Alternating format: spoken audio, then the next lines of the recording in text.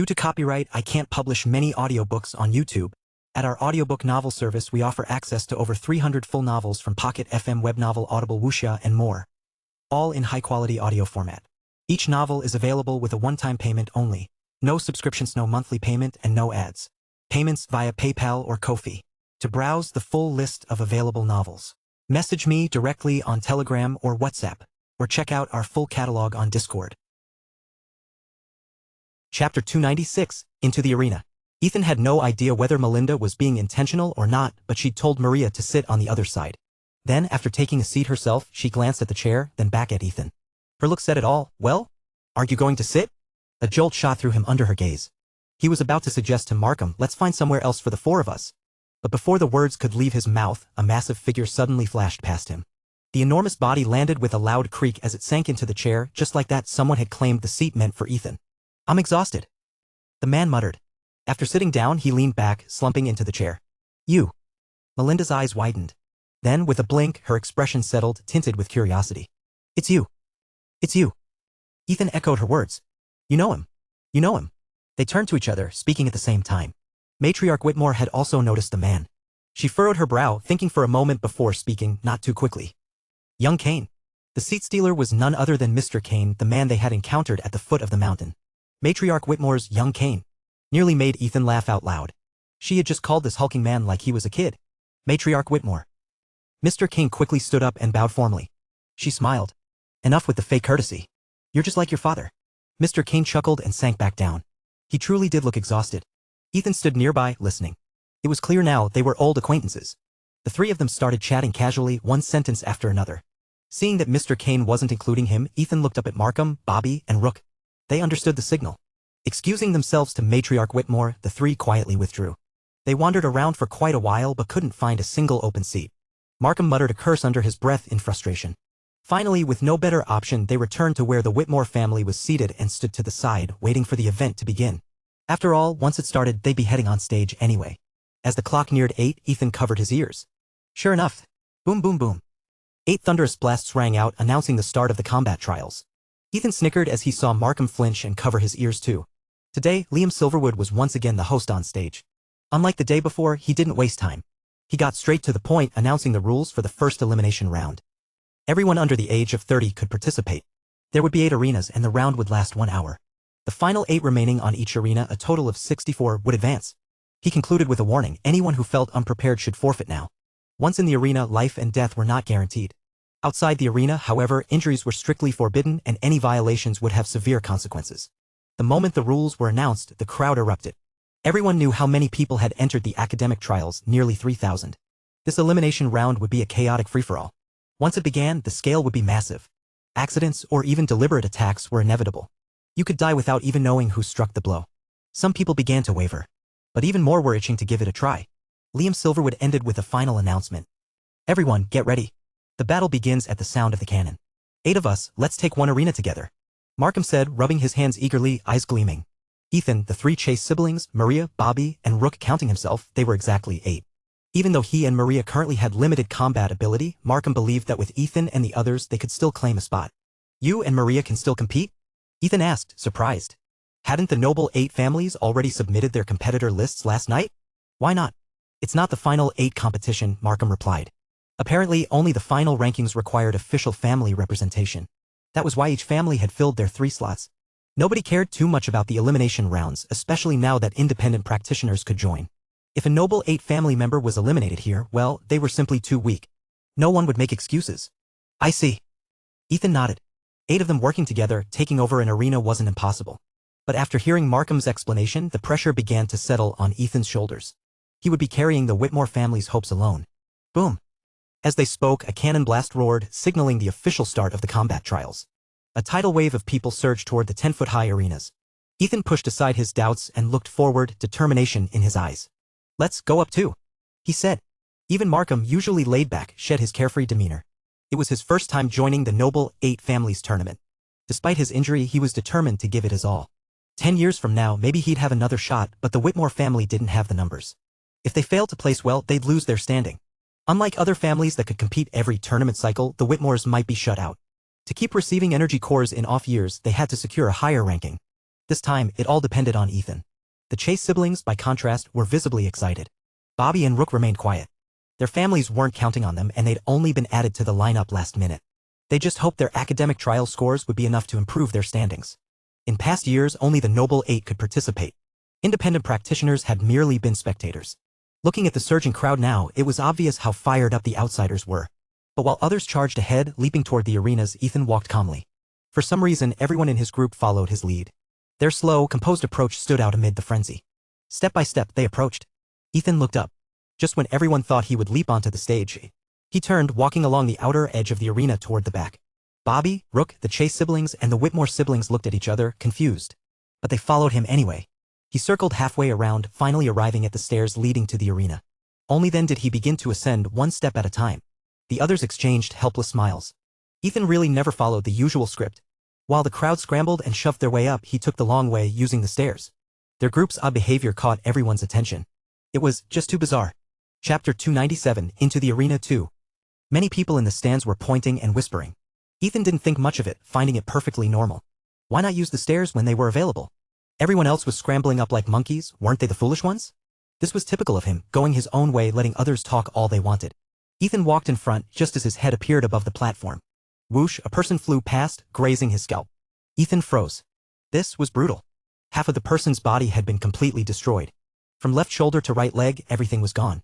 Only a head and right arm remained. Ethan's gaze sharpened. Still new to the supernatural world, he wasn't quite used to this yet. He had chosen arena number 3. At this moment, the 100-foot square arena was packed with people. Various battles were breaking out everywhere.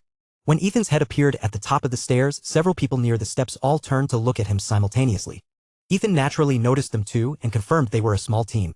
There were 6 of them, eyes fierce as they stared at Ethan. That look seemed to warn him if he dared step onto the arena, they would join forces to defeat him. Ethan didn't hesitate. He ignored their threatening glares. Having come this far and witnessed the ferocity of the ongoing battles, his blood began to boil. As he stepped onto the arena, the 6 nearby turned cold-eyed. They attacked simultaneously, their combined energy making Ethan's clothes flutter violently. Bare form. A faint shadow appeared behind Ethan. It was the Grey Throat's might form he normally transformed into an ethereal. He activated bare form because he couldn't dodge. Behind him were Maria and Evelyn. If he evaded, the killing blow meant for him would strike them instead. Ironhide. Ethan said softly. Hum. A layer of silver scales flashed across his body. At that moment, the 6 attackers' strikes arrived. Directly in front of him was the largest of the group, a fat man, bare-chested, swinging both hands directly at Ethan's head. His ferocity suggested he meant to smash Ethan's skull to pieces. Heavy strike. Ethan instantly responded, thrusting one palm forward. With several hundred points of agility as a bonus, even in bare form, his speed was extreme, striking first despite moving second. Boom! His palm connected squarely with the man's fat-covered stomach. Splurt, the man's eyeballs nearly popped out. A mouthful of blood sprayed everywhere. His body collapsed like a mountain, crashing to the ground with a thunderous thud. He flew backward, slamming into the floor. Meanwhile, the other 5 attacks arrived. Ding! Ding! Ding! A series of light sounds rang out as the silver scale membrane, flashing briefly when Ironhide activated, reappeared. All their attacks were blocked. Ethan grinned. They couldn't even break through Ironhide. What kind of weaklings dared block his way? Seeing this, the 5 were shocked and began to retreat. Cleaving Tempest. This time Ethan shouted loudly. His hands formed claws and swept forward in a fierce arc. With a ripping sound, his movement was too fast to evade. All 5 men's chests were simultaneously marked with 3 deep, bone-exposing wounds. Blood instantly soaked their clothes.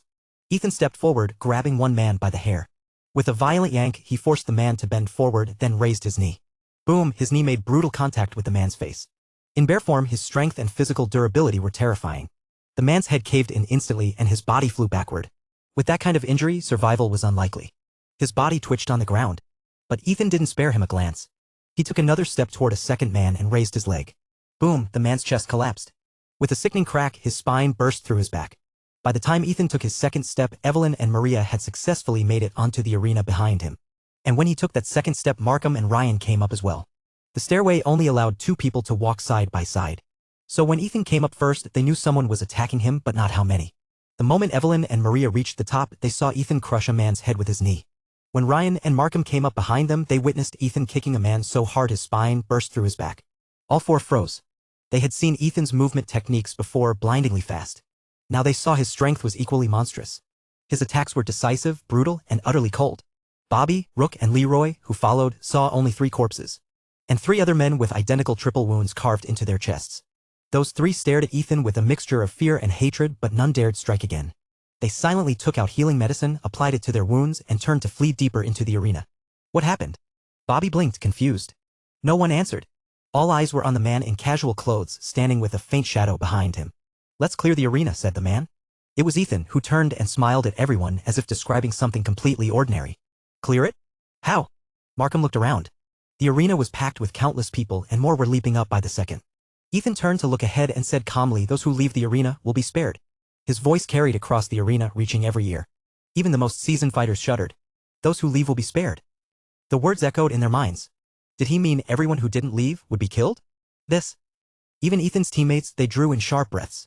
Everyone here was young, most of them privileged heirs used to scuffles. But if they actually had to kill someone, many would freeze. The oldest among them was Leroy. In the ordinary world, he'd always kept his head down, constantly concealing his strength, not daring to retaliate even when bullied. Now, hearing Ethan's words, his heart trembled. But don't forget, he was a mutant with beast transformation abilities. The beast nature in his bloodline, the bloodlust factor, was awakened in that moment by Ethan's command. Awoo! He was the first to react. He transformed instantly, a pair of razor-sharp claws extending with a hiss. Big brother, you! Ryan and Evelyn spoke simultaneously. Listen to Ethan. After transforming, Ryan's voice carried a distorted, buzzing quality. The two were stunned, thinking, our usually cautious brother, what's gotten into him today? Chapter 298, Grandfather's Whereabouts. Ryan, who normally wasn't afraid of anything, just didn't like fighting. He muttered under his breath, can we not fight? If we win, you can have all the rabbit meat you want. Leroy, now transformed, quickly pursued Ethan's retreating figure. As he brushed past Ryan, he growled these puzzling words. His strange statement left everyone bewildered, including Ryan and Evelyn. Evelyn was the first to recover. She glanced at Ryan and said, eldest brother is serious this time. With that, she waved both hands. 13 golden needles rose and floated around her. The Mercer family's 13 needles? What relation do you have to Dr. Aldrich? Just as she was about to move forward, Markham suddenly called out in astonishment. Ryan, Evelyn, and Leroy froze in their tracks. They looked at him with excitement, and Leroy even spun around. In an instant, he appeared before Markham. With sharp, wolf-like claws, he grabbed Markham's shoulder and demanded, you've seen Dr. Aldrich? When did you see him? Where? Ryan, could you remove your claws? Can we talk properly? Markham nearly burst into tears. After Leroy's transformation, his claw tips had become as sharp as blades. At this moment, 3 of his claw tips were pressing against Markham's main artery. If not for Markham's thick skin, they would have already pierced through. Oh! Ryan quickly released him, but his intense gaze seemed to say, speak quickly or I'll claw you to death. You know Grandpa Aldrich? What relation are you to him? Maria suddenly asked from the side. He's my grandfather. He's been missing for a year. Ryan replied. How do you know my grandfather? Evelyn, who had been getting along well with Maria these past few days, stepped forward. What? Maria's eyes widened in surprise. What is it? Tell me quickly, have you seen my grandfather? Evelyn was on the verge of tears. Oh my! Evelyn, don't cry. Listen to me, Boom. Before Maria could finish, a thunderous noise erupted from the distance. Everyone turned to see Ethan engaged in combat. Leroy looked in that direction, then back at Maria and Markham. He bit his lip, then turned and ran toward Ethan. Evelyn wiped away a tear. Let's help Ethan first. She prepared to move. Dr. Aldrich is fine. He came to our Whitmore family territory a year ago, Maria called out. He's still there, helping my father with his illness. Evelyn and Ryan, who had already taken several steps, froze. Ryan turned his head and stared at Maria. Maria nodded firmly. It's true. Hearing this, Evelyn's body swayed slightly, but in the next second, her face lit up with joy. And in the distance, Leroy, with his super-developed hearing, naturally heard everything. Suddenly, the heavy weight that had been pressing on his chest seemed to lift. Awoo! Awoo! As he ran, he howled toward the sky. This drew the attention of spectators on the viewing platform, who turned to look and whispered among themselves. Well, this year's tournament really has all sorts of weirdos. Indeed, there's even a mutant participating. Such low-class elements. The participants on the platform remained unaware of these comments. They were all fighting fiercely. The battle had been raging for less than half an hour, but many had already died on the platform. Many more had been severely injured and knocked off. Ethan, fighting at the front, couldn't help but glance back. What was wrong with Leroy? But what caught his eye was the sight of the 3 Chase siblings, all of them joining the fight. Evelyn's 13 golden needles fluttered like butterflies, up and down. Wherever they passed, combatants froze in place, unable to move. Seconds later, a spot of crimson would seep from between their eyebrows. This girl was actually killing people. On Ryan's side, countless paper figures the size of palms flew out. Whenever someone charged at him, the paper figures would instantly attack. The soft paper figures somehow managed to twist opponents into pretzels. Even worse, they could use their sharp edges to slice through enemies' arteries. Blood would spray out violently and the paper figure, soaked in blood, would fall to the ground, struggling to rise. The sudden ferocity of the Chase siblings left Markham and the others wide-eyed with shock. These were independent practitioners? The independent practitioners following Ethan? Bobby and Rook watched with blood boiling in their veins, eager to join. But Markham held them back. You too, have you forgotten what Ethan said? You're supposed to protect us. Only then did they remember Ethan's instructions before entering the arena. He had told them to protect Markham and his sister and said, leave the rest to me. Bobby and Rook, being from the noble 8 lineages, naturally felt some resistance to such commanding language from Ethan. But seeing their big bro Markham following Ethan's every order, they had no choice but to comply. Yet now, witnessing Ethan's invincible presence, they felt their blood ignite. Oh! The two, restrained by Markham, responded reluctantly. Damn it! Seeing their expressions, Markham cursed. But he didn't say anything more because he also wanted to join the fight. At the front, the Chase siblings had already joined up with Ethan.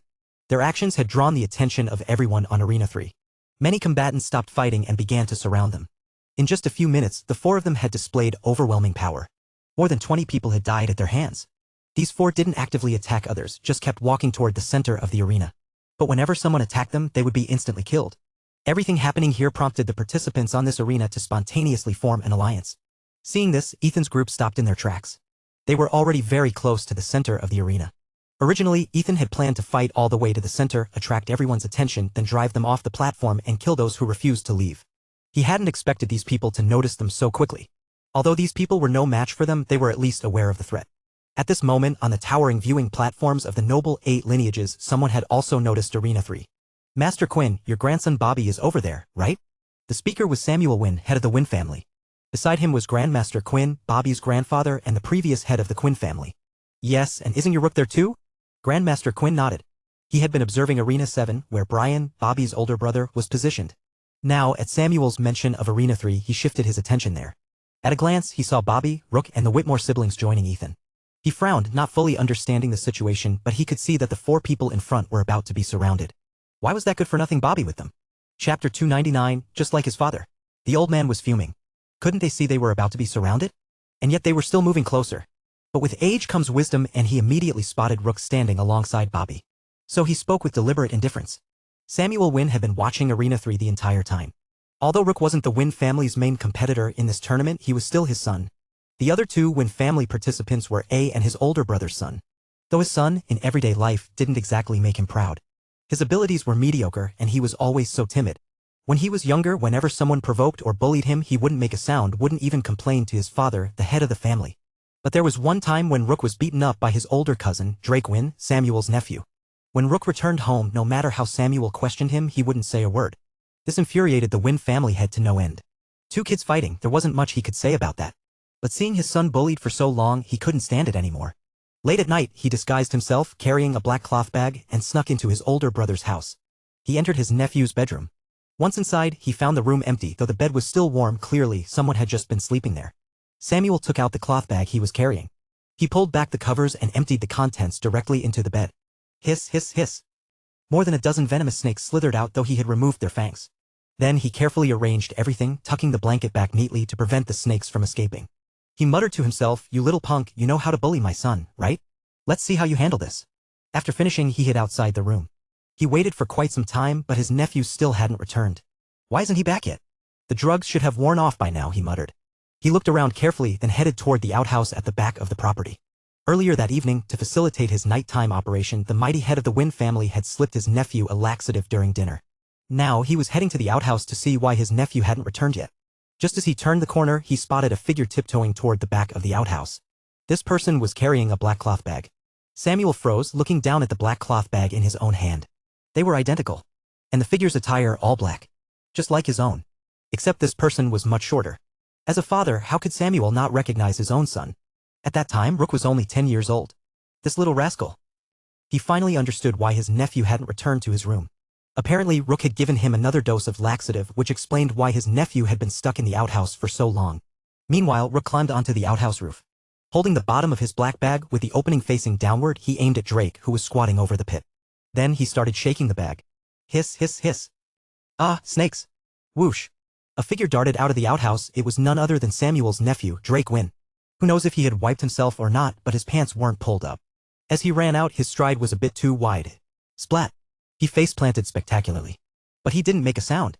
He got up and continued running, disappearing in a flashback to his room. Another scream echoed. Ah, snakes. Then silence. 10-year-old Rook, crouching on the outhouse roof, scratched his head and peered down. 1, 2, 3, the snakes are all here, so why is he still screaming in his room? He muttered, did I miscount? Did a snake crawl into his pocket? The confused 10-year-old lingered briefly, then climbed down from the roof and scurried away. Samuel witnessed the entire scene. He couldn't help but chuckle, muttering, he really is my damn son. With a swift movement, he vanished into the night. From that day on, whenever he saw Rook being bullied, he no longer intervened. He knew his son wasn't the type to suffer without retaliating. At times like these, he would recall how his nephew approached his father the next day, sporting a gap-toothed smile. He accused Rook, explaining that the faceplant from the night before had knocked out his front teeth. But they had no evidence. Rook adamantly denied any involvement. In the end, the matter was dropped. However, as Samuel's older brother was leaving, he pointed at Samuel, then at Rook, and said, You don't think I don't know it was you just because there's no evidence. You're exactly like your father. With that, he turned and walked away. Rook looked at his father in surprise. The latter just rubbed his nose. It was no news that when Samuel was young, he had also frequently used underhanded tactics against his older brother. From the start of the tournament, he had been focused on Arena 3, fearing that his son might encounter some trouble. At the same time, he was astonished by this Ethan fellow's strength. Against peers his age, not one could stand against him. From the beginning until now, over half an hour had passed. Ethan had led Rook and the others in a wide circle, climbing stairs and leisurely ascending the platform. They were a good 15 minutes behind everyone else. But since he stepped onto the platform until now, anyone who attacked him suffered at minimum a broken arm or leg. Of course, these individuals hadn't aimed for Ethan's vital points when they attacked, so they were spared their lives. Then there were the 3 people by his side. One was skilled in mystical arts, conjuring paper figures, fire conjuring parchments, and formation cards in endless variety. Another was the mutant whom energy users looked down upon as inferior, yet he was incredibly powerful, his claws able to cut through metal like butter. The young girl's flying needle technique, though used somewhat naively, employed an extraordinarily profound method. Moreover, Samuel could tell that the girl's technique wasn't designed for killing. After her initial burst where she killed 2 people, each subsequent use merely incapacitated her targets. This behavior seemed more like she was saving lives. In the current situation, losing the ability to move meant avoiding being attacked. Now, seeing Ethan's group surrounded, with Rook having joined them, Samuel's heart was in his throat. Although Ethan's group was formidable, they were vastly outnumbered. Arena 3 had 300 to 400 participants. And he knew all too well what his son's capabilities were. During the competition, outside interference was forbidden, so even though he was anxious, there was nothing he could do. He hoped that among the crowd there were those who recognized Bobby and Rook's identities and would refrain from delivering fatal blows. Otherwise, Chapter 300, Arena 3. Markham approached Ethan, eyeing their surroundings warily. Ethan, what do we do now? In truth, this was Ethan's first time facing such a situation in real life. Although his original plan had been to intimidate everyone at once, now that the moment had arrived, his heart was pounding too. But he absolutely couldn't show weakness, especially since his goal was to win the tournament. For Lila's sake, what did it matter how many people he had to kill? You all, leave the arena or die. He spoke with cold brutality. The 7 companions felt their hearts skip a beat. They all looked at him, thinking bitterly, Ethan, how can you say that? There are 300 to 400 people heat, are you capable of killing them all? Forget about whether he could kill them or not, the question was, could they withstand a concentrated attack? Couldn't Ethan have picked a better time to make threats? Besides, this was a competition. He'd already been too heavy-handed. Wasn't he afraid those families will come after him later? At this moment, the Chase siblings, who had just heard the news about Dr. Aldrich, were coming down from their excitement. Now, with several deaths at their hands and facing so many people surrounding them, they too showed signs of tension. It's just a competition. Your slaughter of fellow practitioners goes against all decency. Aren't you afraid of retaliation once you leave the Silverwood estate? Someone suddenly shouted with vicious intensity. As soon as these words were spoken, countless people nodded in agreement. They said Ethan's group had been too brutal and shouldn't have killed anyone. Others made threats, and so on. Hey. Ethan gave a cold laugh, tilting his head toward the speaker. Just a competition? Are you trying to guilt-trip me? After saying this, his gaze shifted, becoming incredibly cold. Those I've killed were all people who attacked me. If you choose to attack me, you should be prepared to die. Have you not spilled blood on this arena? If you want to fight, then fight. Why waste breath on empty words? Ethan's words hit the nail on the head, throwing back all the accusations. And his final statement, if you want to fight, then fight, carried an aura of unyielding integrity, a refusal to back down. It not only intimidated those present, but also ignited the passion of Markham and the others. It felt as though standing behind this man meant they need fear nothing. You. The crowd fell silent. The atmosphere in Arena 3 froze. You, what? Big Bro said, either get lost or die. I'm Markham, and the Whitmore family will be waiting for your revenge. The normally carefree Markham wasn't actually as simple as his appearance suggested. With these words, he directly announced his name, drawing the hatred toward himself. He was also telling everyone, I'm from the Whitmore family. This is my big bro. And if you dare touch him, be prepared to face the consequences. Below the arena, Matriarch Whitmore, who had been observing the situation, saw Markham step forward. She nodded with a smile, approving of his performance, though he remained unaware of her approval. Bobby and Rook exchanged a glance, feeling a fire burning in their chests. This feeling was something they had never experienced in their lives. At that moment, they both stepped forward. Either get lost or die. I'm Rook, and the Wynn family will be waiting for your revenge. Either get lost or die. I'm Bobby, and the Quinn family will be waiting for your revenge. Markham looked at them and nodded. Meanwhile, on the high platform, Samuel Wynn and Grandmaster Quinn wore strange expressions, one filled with pride, the other with disappointment at wasted potential. At this moment, Maria, whose dragon soul had not yet recovered, had already moved to Evelyn's side before Markham and the others. Facing the crowd, she showed no fear, glancing at Ethan with an unreadable expression. Then, Markham and the others joined the formation. Now, the 8 of them stood back to back, entrusting their rear to their companions. Ethan didn't know if it was his earlier words that had once again ignited the passion of these young people. Instead, he found himself moved by their display of loyalty. However, now was not the time to show it. The participants on the arena were initially stunned by the words of Markham, Bobby, and Rook. But this lasted only a few seconds. Suddenly, a woman's voice rang out. Noble 8 lineage's members teaming up with outsiders? I guess they must be the worthless ones in their families. As soon as these words were spoken, Bobby and Rook's expressions changed. Just as they were about to react, the silhouette behind Ethan shifted. A panther appeared and then his form blurred. He vanished for a fraction of a second. When he reappeared, he was holding a woman by the throat. This woman was dressed provocatively with an explosive figure. Her skin was as white as porcelain, her face lightly made up. She was stunningly beautiful, on par with Lila. Her only flaw was her thin lips. Even without any knowledge of physiognomy, Ethan knew she must be sharp-tongued and harsh. Now, as he held her by the throat, suspended in the air, she struggled, her eyes filled with terror and rage. I'm Iris Hargrove. You dare kill me. But Ethan, facing such a beautiful woman, had eyes filled with murderous intent. He said coldly, those who insult my brothers deserve death. His hands suddenly tightened. Ethan, no. Markham, Maria, Bobby, and Rook all shouted at once. But it was too late. This beautiful woman, her head tilted to one side with a crack. Ethan had snapped her neck. Everyone fell silent, including those on the viewing platforms of the Noble 8 lineages. Because of the unusual developments in Arena 3, many had turned their attention there. And now all eyes from the Noble 8 lineages were fixed on the head of the Hargrove family. Gregory Hargrove had naturally witnessed his daughter Iris's neck being snapped. He frowned slightly but showed little reaction. Instead, he turned to scan the crowd, smiling. Why are you all looking at me? Everyone averted their gaze. In this tournament, the Noble 8 lineages had now suffered a casualty. The first to die was Iris Hargrove of the Hargrove family. Witnessing his own daughter being killed, Gregory Hargrove remained completely indifferent. Ethan dropped Iris's body at his feet. His gaze was cold and no one could tell what he was thinking. Everyone on the platform fell silent. A Hargrove family member killed by this man? Bobby and Rook's gaze toward Ethan changed. His words, those who insult my brothers deserve death, echoed in their minds, impossible to forget. Now Ethan turned and said, Ryan, Bobby, set up a defensive formation. Markham and Maria, stay safe. Leroy, protect Evelyn. Rook. Ethan paused here, looking at Rook, unsure of his abilities. Rook naturally understood his meaning. He formed a hand seal, pressing a finger to his brow. Blade, come forth. Shing. Chapter 301, Energy Fusion. When Rook called out, Blade, come forth, the sound of a sword being unsheathed echoed through the air. Ethan's gaze sharpened. Before his eyes, a 10-foot-long blue blade burst forth from the crown of Rook's head, hovering briefly before dropping to the floor. Is this a flying blade? Ethan was momentarily dumbfounded.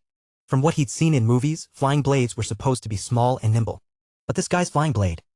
The blade was 1.5 feet wide, 10 feet long, and 5 fingers thick, practically like a door panel. Even in the virtual world of Ethereal, there weren't great swords this massive. On the platform, Samuel Wynn covered his face the moment he heard his son call out, Blade, come forth. He knew exactly what his son's blade spirit looked like. The Wynn family practiced the art of blade mastery. Flying blades were naturally meant to be as light and agile as possible. So, everyone in the family refined and compressed their flying blades to be sleek and efficient. But his son? He went in the opposite direction, refining his blade to become larger and heavier. This was precisely why Rook's power ranked relatively low within the family. His training method contradicted the Wynn family's traditional magical practices, which had severely limited his potential. Meanwhile, Ethan and the others in the arena had also noticed something peculiar. Rook's door panel-like great sword didn't even have a sharp edge. Was this massive blade not meant for cutting, but for smashing people instead? Can that thing even fly? Ethan asked, bewildered. Rook's face flushed red. Ethan understood immediately. This guy was also a close combat fighter. All of you, stay here and protect Ryan and Bobby's barrier formation, he ordered. And don't get knocked off the platform. As he said this, he playfully winked at everyone. Ethan? The group looked confused by his intentions.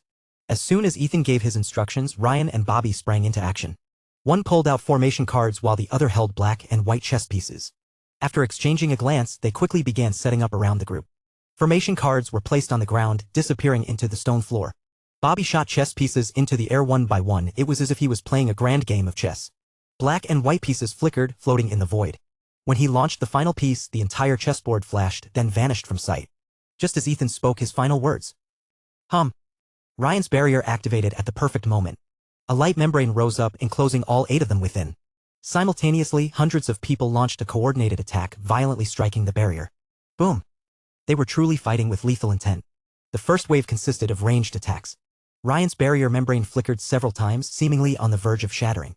But after the final attack passed, it remained intact, flashing once more before disappearing into the void again. Hiss! Ryan's face turned crimson as he coughed up a mouthful of fresh blood. His entire body instantly wilted, collapsing to the ground. Ethan's gaze intensified as he looked over. Everyone rushed to Ryan's side, asking if he was all right. Ryan waved his hand, indicating he wasn't seriously injured. Evelyn. He looked up at his sister. Evelyn's eyes widened. Second brother. Ryan glanced into the distance where the second wave of attacks was already gathering force. He looked back at Evelyn and nodded with certainty. Only their older brother, Leroy, understood the meaning behind the siblings' exchange. He glanced at Ryan sitting on the ground and said, "When we get back, I'll buy you some rabbit meat." Though the others didn't understand the significance of his words, they sensed it wasn't anything good. Evelyn hesitated, then waved her right hand. 13 golden needles appeared. After a moment's consideration, she withdrew 3 of them. Just as she was about to shoot the needles at Ryan, a large hand grabbed her arm. Evelyn looked up. It was Ethan.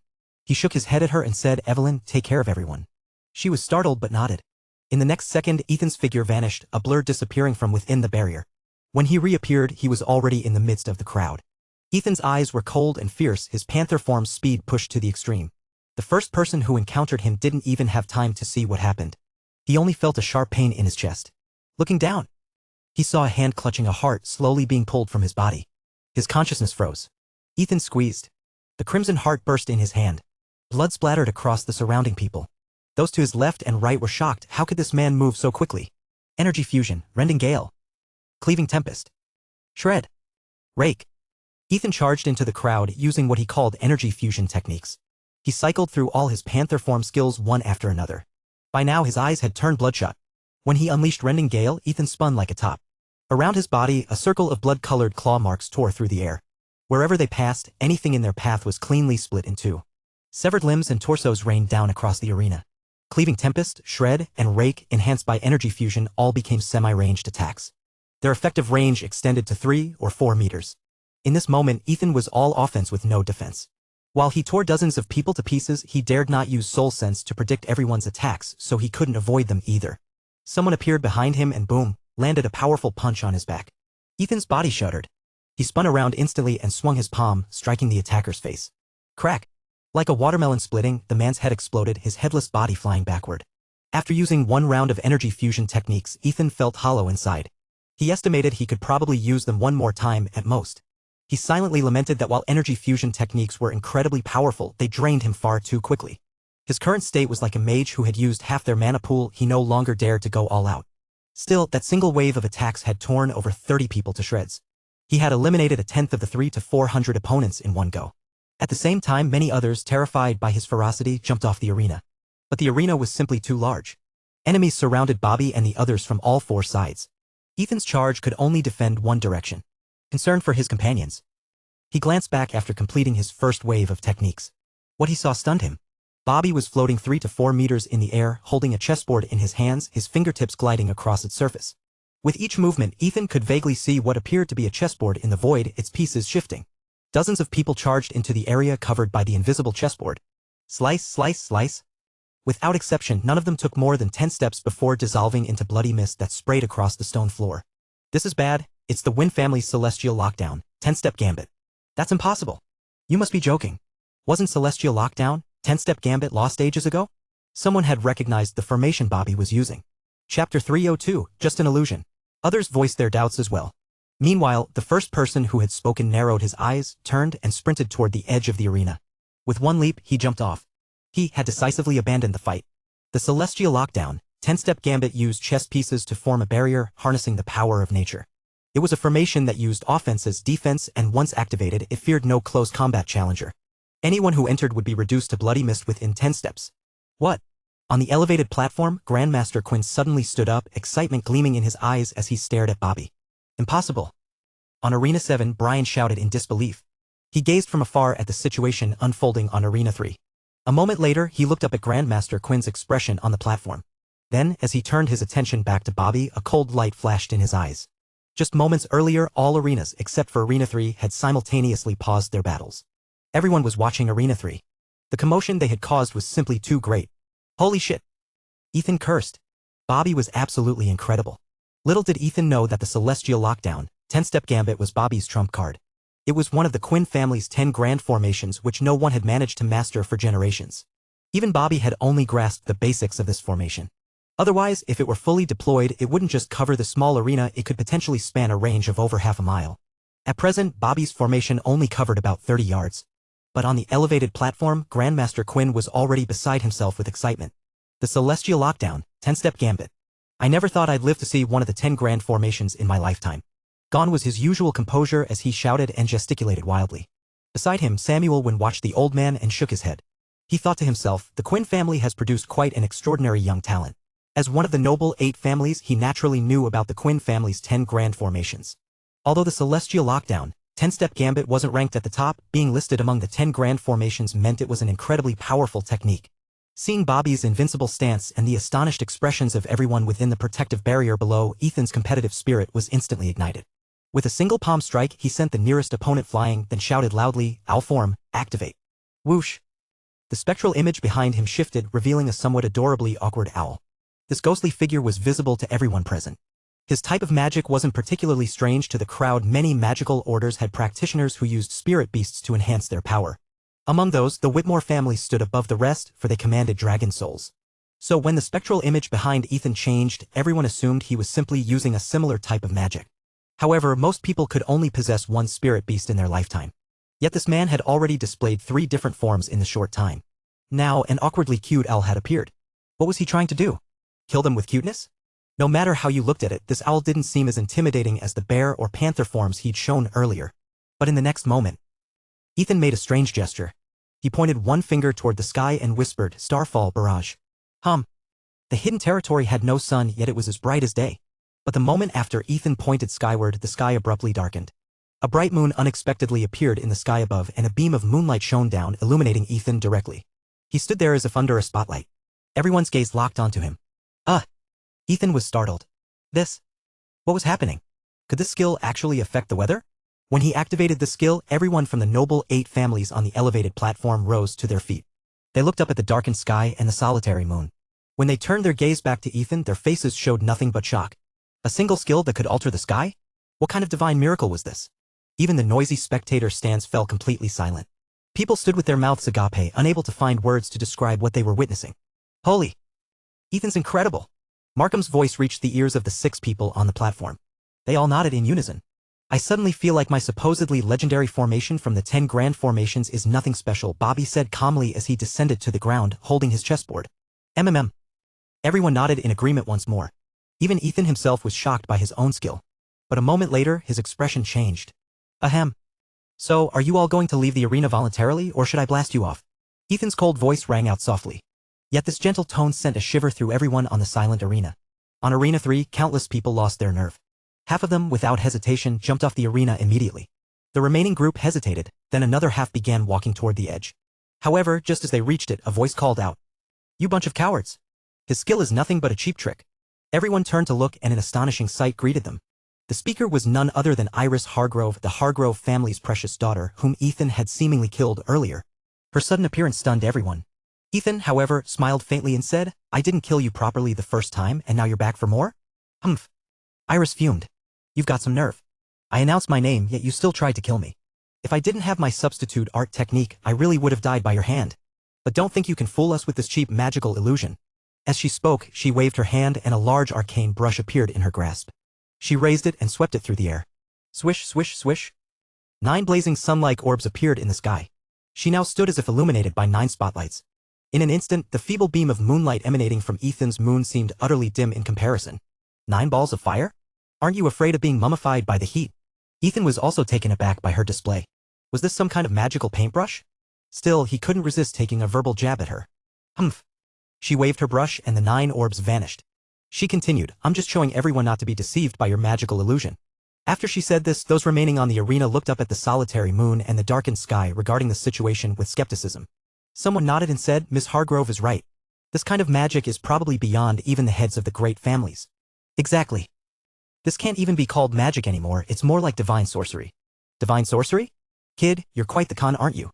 Countless people returned to the arena, positioning themselves behind Miss Hargrove, several dozen yards away from Ethan.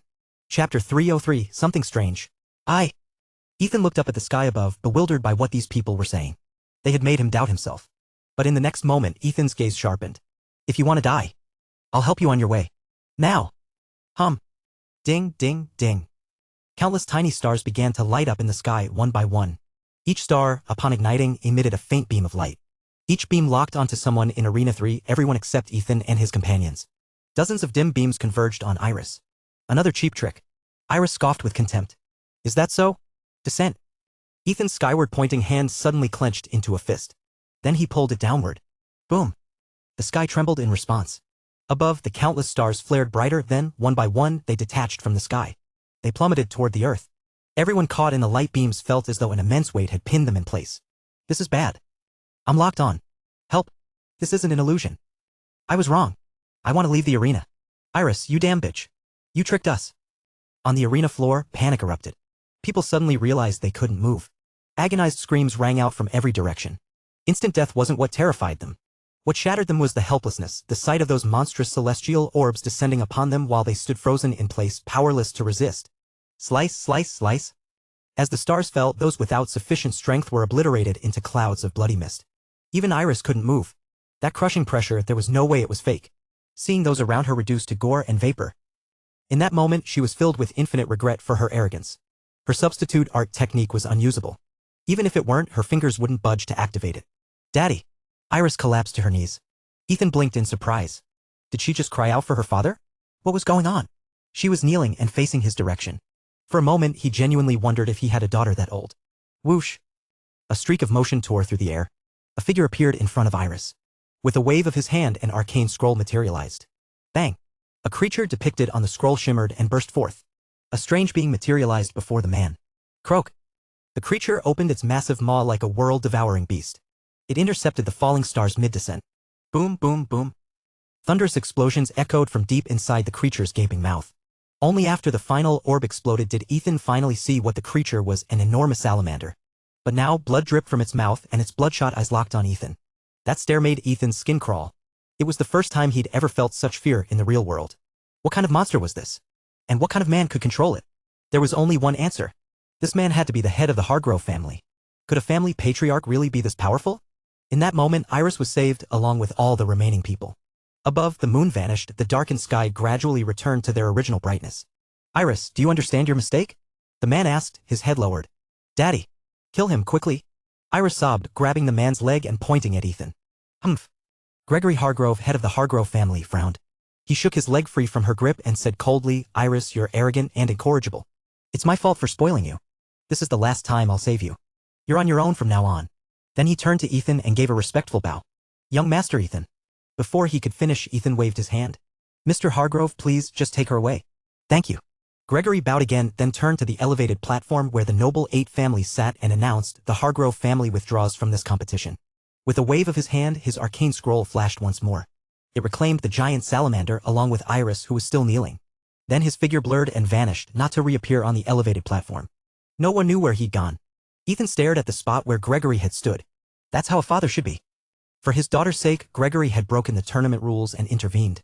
He'd even given up the Hargrove family's chance at winning the energy core.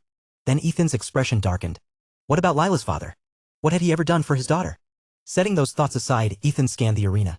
At this point, apart from Markham and the other 6, no one else remained. A slight smile appeared on his face as he walked toward them. But instead of the warm welcome he expected, he found everyone gathered around Ryan with solemn expressions. What's wrong? Ethan asked, puzzled. Ethan, something's not right, Ryan said weakly, looking up. Ethan tensed. His questioning gaze swept across the group. Markham furrowed his brow. There's not a single trace of blood on the arena. Ethan whirled around. Markham was right. Many had died on this battlefield, yet not a single drop of blood remained. Even the fallen bodies had completely vanished. This? Ethan's eyes narrowed. It's a formation, a blood-absorbing formation. Ryan, crouched on the ground, had at some point cut his finger. When he touched the arena floor, they saw his blood flow out rapidly. In mere seconds, that finger turned pale white. This was what happened when all the blood was drained away. Everyone was stunned by the discovery. Bobby and Ryan, both highly knowledgeable in magical formations, exchanged glances. Each saw the same shock mirrored in the other's eyes. In previous tournaments, were they always this brutal? Ethan asked suddenly. The members of the Noble Eight families all shook their heads. Markham said, I've heard that in the past, only disciples of the Noble Eight families competed and they were required to stop short of serious injury. But this time, everyone had the same thought. Was the new life and death or inconsequential rule related to the formation beneath their feet? What was the Silverwood family plotting? Just then, Ethan remembered his encounter with longer-than-Luffy Emery in Ethereal. Emery had mentioned that Liam Silverwood was secretly purchasing vast quantities of formation materials. Ethan lowered his voice. I found out the Silverwood family has been buying up a lot of formation materials specifically. After listing them all, he turned to Bobby and Ryan. Can you tell what kind of formation they're trying to build? Both shook their heads. These materials are fairly common, Ryan said. They could be used in hundreds, thousands of different formations. The group fell silent. They were out of leads. Chapter 304, Betrayal at the Summit. From the elevated platform in the Silverwood family section, Lachlan Silverwood kept his eyes fixed on Arena 3 while secretly observing the other family heads around him as if afraid they might discover something. The others on the platform had shifted their attention to different arenas, each watching their own family members compete. But when Lachlan turned his gaze toward the House of Zane's section, someone there caught his eye, giving him a subtle headshake. Suddenly, Liam Silverwood appeared on the platform steps. His expression, calm and composed since his arrival, now showed unmistakable panic as he hurried to Lachlan's side. He bent down and whispered in his ear, we have trouble. The blood convergence formation beneath Arena 3 is about to activate prematurely. What? Lachlan's eyes widened in shock. At that moment, another man dressed like a mystic rushed onto the platform. He approached the head of the House of Zane, Seamus Zane, and leaned in to whisper something. Seamus's eyes bulged as he turned to look at Lachlan. The two men locked eyes. The soul sacrifice array is becoming unstable due to energy imbalance. It's losing control, I fear. Seamus said grimly. We may need to act ahead of schedule, or else even we will be sacrificed. As he spoke, the Wynn family head, sitting on Lachlan's other side, coldly interjected, soul sacrifice array? What exactly are you planning? He shot to his feet, roaring loudly enough to draw the attention of every family head. When the words soul sacrifice array rang out, expressions around the platform turned severe. Now someone began, waiting for Lachlan's response. Unexpectedly, Lachlan struck first. With a sudden palm strike to the chest of the Wynn family head who stood blocking his path, chaos erupted. No one imagined Lachlan would attack so brazenly in full view of the entire summit. The palm strike landed squarely. Hiss. Blood sprayed from Sylvan Wynn's mouth as he staggered backward and fell against Grandmaster Quinn. Seeing this, Grandmaster Quinn reached out to support him. Grandmaster, look out! Samuel Wynn shouted from nearby. Twang. Clink. Slash. A zither note rang out, followed by the clash of metal. It came from a young woman seated in the corner, the one Kiara usually referred to as Aunt Melody. She had drawn an ancient-looking zither and made her move, but she was a step too late. Sylvan Wynn, though struck, had produced a 3-foot flexible blade, slashed the old man with lightning speed, and returned to Lachlan's side. Grandmaster Quinn now had a wound an inch deep in his ribs. Blood bubbled steadily from the gash. Samuel rushed to his side, pulling out a vial of healing powder and sprinkling it over the wound, while Melody also stepped forward to support the Grandmaster. Damn it all, I let myself get blindsided. Thank you for the assistance, Miss Quinn, Grandmaster Quinn grimaced. Supporting him, she quipped, Grandmaster, I've been married for over a decade. I'm hardly a miss anymore. Melody, when I sent you away back then, the truth is, that worthless son of mine never deserved you. The Grandmaster shook his head, his voice softening. Grandmaster, I never blamed you for what happened. But now's not the time, this situation is far more pressing. Melody replied, shaking her head. Exactly.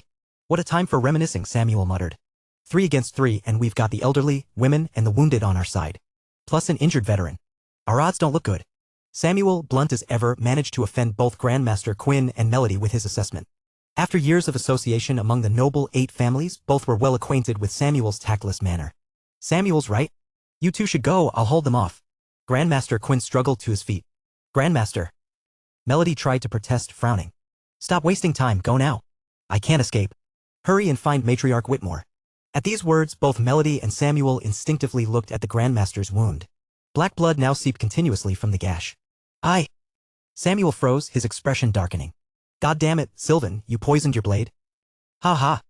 Sylvan laughed coldly. Today, none of you will escape. Why? Melody straightened, stepping protectively in front of Grandmaster Quinn. Seeing her stance, the old man's eyes flashed with sorrow. Years ago, he had forcibly separated her from his son. Now, despite everything, this woman stood before him, shielding him. Hearing her question, Seamus Zane stepped forward. Why? He echoed. The energy cores grow scarcer each year. The noble 8 families are merely drinking poison to quench our thirst. If this continues, all 8 families will perish together. As he spoke, Grandmaster Quinn's eyes narrowed.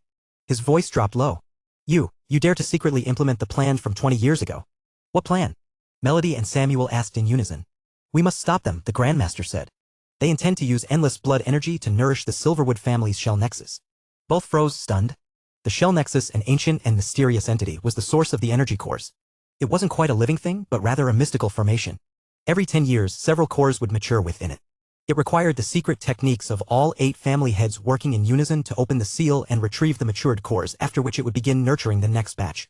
No one knew how long the shell nexus had existed or what it truly was, until 40 years ago when it began projecting some kind of consciousness outward. That anomaly coincided with the decennial gathering. All 8 family heads were present, along with that person. They all received the message it broadcast. Its message was clear: given unlimited blood energy, it could establish contact with the world of its origin. In return, it would provide even greater benefits. The energy cores were formed from mystical energy it drew through the void from that other world. Only then did the family heads realize it wasn't native to their world. More shocking still was the confirmation that other worlds truly existed. And that mere traces of mystical energy from those realms condensed into energy cores were treasures beyond imagining. The 8 family heads were tempted, but that person had driven them away. He remained alone within the shell nexus's sealed chamber. 3 days later, he emerged, deathly pale and his energy utterly depleted. He uttered a single warning: do not trust that monster. Then collapsed. Days later, the 8 family heads returned to the shell nexus's location. Through the mystical formation, they saw it, now shrouded in an emerald aura. Chapter 305, The Ancient Conspiracy. The 8 family heads understood it was a seal. That person had used his own life force to seal the shell nexus. The shell nexus, which had once communicated with them all, fell silent once more. The 8 family heads prepared to find that person and demand answers about what had happened. But he and his family had vanished completely. He had taken his wife and children and simply left without leaving any trace behind. He was the one who had sat in the central seat of authority in the council chamber. He had abandoned his control over the 8 families and departed without a word. And so, the 8 families lived in peace for 20 years. One day, the current generation of family heads gathered once more. Someone proposed a plan to use endless blood energy to nourish the Silverwood family's shell nexus. 20 years had passed and the emerald barrier surrounding the energy core-producing shell nexus had disappeared. Once again, it began to tempt them. This time, it was when Matriarch Whitmore had beaten the 7 family heads senseless. The Wynn family head had also left after that incident, leaving only 6 family heads to scheme. In that generation, the Quinn family head was Grandmaster Quinn's younger brother, Quinn II. Not long after, for unknown reasons, Quinn II returned to the Quinn family gravely injured. On his deathbed, he passed leadership to his older brother, asking him to manage the family in his place. And he told him about the plan to nourish the shell nexus with endless blood energy. Grandmaster Quinn asked who had wounded him so severely. Was it someone from the Whitmore family? Quinn II shook his head and said it was a pregnant woman. Those were his final words. The other family heads from that generation also passed on their positions around the same time. However, Melody, Samuel Wynn, and others had never heard of this plan. Now, as Grandmaster Quinn revealed this information, Melody and Samuel finally learned what had happened back then. Across from them, Lachlan Silverwood's eyes turned cold. Hold them off. I'm going to activate the array. To activate the soul sacrifice array, we need at least 3 more blood convergence formations with sufficient blood energy, Seamus Zane added from beside Lachlan. The latter nodded and prepared to leap from the platform. Twang! Melody plucked her zither strings, sending an energy strike straight at Lachlan. Sylvan Wynn, ready for action, flicked his flexible blade. Clink! He effortlessly intercepted Melody's attack. With me holding off these 3, why would Master Zane need to lift a finger? Sylvan sneered. Sylvan Wynn, when it comes to swordplay, you're lacking. Samuel Wynn also made his move, with his fingers and pointing at the center of his forehead. Blade, come forth. Whoosh! A palm-sized flying blade emerged from his head. It traced an arc through the air, slashing directly towards Sylvan. Everyone noticed the commotion on the platform. Those who didn't understand the situation stood frozen in confusion. Why were the 8 family heads fighting each other? Even Matriarch Whitmore rose to her feet, her gaze blazing. She spoke to someone beside her. Melinda, go save them. And she stepped forward. Roar! A golden dragon phantom materialized beneath her feet from thin air. Carrying Matriarch Whitmore, it soared directly toward Lachlan, who had leaped from the platform. Everything happened so suddenly that Ethan was completely bewildered. How had fighting broken out? He had no idea it was all because he had killed too many people on Arena 3. This had caused problems with the array that Seamus Zane and Lachlan Silverwood had set up, making the battle erupt ahead of schedule. Seeing someone leap from the platform, that old schemer Lachlan Silverwood, Ethan naturally wouldn't forget why he'd come to the Silverwood family. You guys hurry and regroup with Anne. I need to find Lila. After saying this, Ethan activated his panther form and burst into speed. He headed toward the Silverwood family's inner territory, planning to take advantage of the chaos to reach their core area. At the same time, he released the soul sense he'd been afraid to use. Kiara, run. A warning came from the platform, accompanied by the sound of clashing metal. Ethan looked up just in time to see Seamus Zane strike out with his palm. A massive handprint appeared in midair, heading straight for Arena 5. And Ethan was currently beneath Arena 5. His consciousness swept the arena, detecting a terrified little girl clutching an ancient zither not much smaller than herself. It was Kiara. Without thinking, Ethan leaped onto the arena. Displaying incredible speed, he rushed to Kiara's side. He couldn't worry about anything else now. Seamus Zane's massive handprint was already overhead. Ethan grabbed Kiara by the collar and flung her with all his strength. Kiara flew clear of the arena's boundaries. But Ethan's movement was interrupted by this action. The giant hand engulfed him. Boom! The entire combat grounds shuddered from the impact. Arena 5 was covered in blood and flesh. Hundreds of people who had been fighting but stopped to watch the commotion on the platform were all crushed to pulp by that single strike. Visibly, red light emanated from the arena floor as blood and flesh continuously seeped into the ground. Hiss! Ethan lay on the ground, coughing up blood twice. Just moments before, he had activated bear form while using the energy fusion technique, Ironhide. But he'd still nearly been flattened on the arena by Seamus Zane. Family head-level figures were truly monstrous. Ethan cursed silently. Big brother. Kiara, whom he'd thrown clear of the arena, immediately jumped back onto it after dodging that strike. She came to Ethan's side and reached out to help him up, though she lacked the strength to lift him immediately. Ethan struggled to his feet, tilting his head to look at her. He grinned, revealing blood-stained teeth. You're Heaven's Dawn, aren't you? Kiara nodded tearfully. Heh. I guessed right. Go find Aunt Melinda. I need to find Lila. As he spoke, he pointed toward where Melinda and Markham had regrouped. Boom, boom. More thunderous crashes followed as Seamus Zane attacked the other arenas. Though Arena 5 was hit first, people on the other arenas panicked and fled in all directions. But Seamus Zane's attacks came too quickly. Strike after strike, countless people were still crushed beneath them. Among them, disciples from the 8 families couldn't escape either. This sudden turn of events happened too fast, leaving everyone at the gathering like startled birds. The entire combat grounds descended into chaos. Angry shouts and roars filled the air. Big brother, are you okay? Kiara helped Ethan stand. His body swayed, but he wasn't seriously injured. He'd just been shaken enough to cough up some blood. Just as Ethan was about to speak. Whoosh! A figure leaped onto Arena 5. Seeing who it was, Ethan's eyes narrowed. He took a defensive stance. Dominic, what are you doing? Ethan pulled Kiara behind him and demanded sharply. Dominic ignored him and beckoned to Kiara. Kiara, come with me quickly. Ethan frowned and reached out to stop Kiara from moving toward him. Big brother, don't worry. Sister Orange isn't a bad person. Kiara dodged Ethan's attempt to block her, backing toward Dominic step by step while speaking to him. Chapter 306, The Hidden Truth. Hearing those words, Ethan was stunned. What? Sister Orange? He instinctively swept his soul sense over Dominic. Holy crap, she really is a woman. She shot him a fierce glare. Amber, you're such a sissy. Hee, not many people know Sister Orange is a girl. Even the entire House of Zane doesn't know. Originally, we planned for Sister Orange to win first place, marry Sister Lila, and then everything would be fine. But we never expected. As Kiara spoke, she looked up toward the platform just in time to see Melody fighting. Ethan had 1,001 questions to ask concerning Amber, because some things didn't just add up, but what Kiara said last quickly caught his attention. You and Lila knew each other before? I don't know her. But Sister Orange is Sister Lila's best friend. I met Sister Lila in the game and you introduced us. After coming here, I learned that Miss Silverwood was Sister Lila. Sister Orange and I have known each other since we were little. At this point, Ethan nodded, feeling comfortable and trusting Kiara to this woman who'd been disguising her gender for who knows how many years. He also realized why she'd looked at him that way when she saw Evelyn dragging him around earlier. Maybe she'd originally sought him out to discuss rescuing Lila. Really, sigh. Even so, Ethan still felt uneasy. He glanced up at Seamus Zane. Don't worry, Amber said, clearly seeing through Ethan's concerns. The House of Zane is the House of Zane, and I am me. After speaking, she pulled Kiara and jumped off the arena. Ethan saw she was heading toward Melinda and the others. She probably knew that staying with the Whitmore family was the safest option right now. Boom, boom. Violent crashes came from overhead.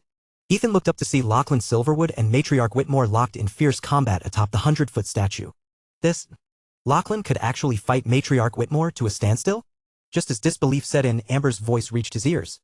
Lila is imprisoned in the Silverwood Forbidden Grounds at Frostvale Cavern. Ethan froze. What? Damn it. If he'd known, he would have gone to the Forbidden Grounds with Donovan. When Donovan had invited him, he'd refused. Now he regretted it deeply. Getting his bearings, he jumped off the arena and burst into speed, charging toward the Silverwood family's inner territory. With the family in complete chaos, Ethan faced no obstacles. Midway, he grabbed a Silverwood family member and demanded directions to the Forbidden Grounds. There was no time to think. He charged through recklessly.